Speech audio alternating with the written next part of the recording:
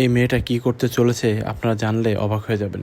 এই মেয়েটি ওনাদেরকে বলছে এই মানুষগুলা তাকে মারতে আসছে। উনি তাকে ভালো বুঝে তার গাড়ির ভিতরে বসিয়ে দিল।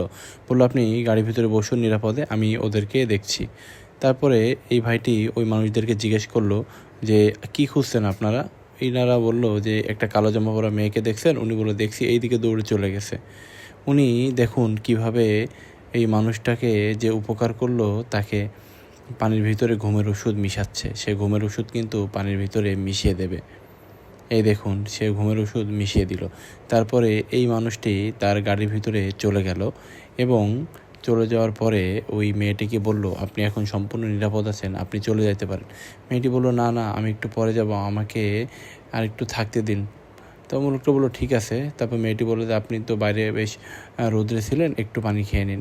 তখন এই মানুষটি ভাবলো, ঘটনা কি, আমার বোতলের মুটকি তো আটকানো ছিল, তুমি কিন্তু বুদ্ধি করে পানিটা খাইলো না। মেয়েটি ভাবলো যে মানুষটি পানি খেয়ে নিয়েছে, কিন্তু মানুষটি কিন্তু পানি খায়নি। সে একটু ঘুমের ভান করছে। দেখুন, সে ভাবতেছে যে আমি একটু ঘুমের ভান করি, ঘুমিয়ে যাই, তারপরে দেখা যাক মেয়েটি কী করে। উনি ঘুমের ভান করে কিন্তু ঘুমিয়ে পড়ছে। দেখুন এই যে, তারপর দেখুন এই মেয়েটি কী করে, কীভাবে মানুষটি ভালো বুঝে তার উপকার করলো এবং মেয়েটি তার টাকা পয়সা এবং মোবাইল নিয়ে চলে গেল। সেই সাথে যে মানুষগুলো এই মেয়েটিকে তাবড় দিয়েছিল ওরা কিন্তু এরই সাধারণ লোক।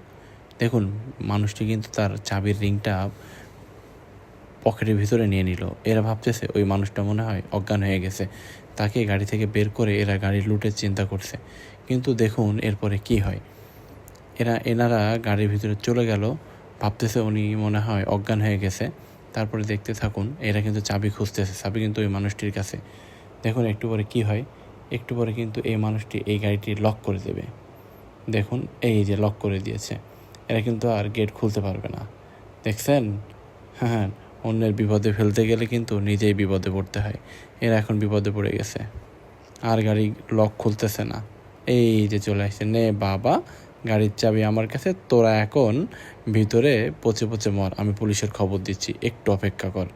এই জন্য মানুষকে আসলে উপকার করতে হয় না, উপকার করতে হলে মানুষ বুঝে উপকার করতে হয়।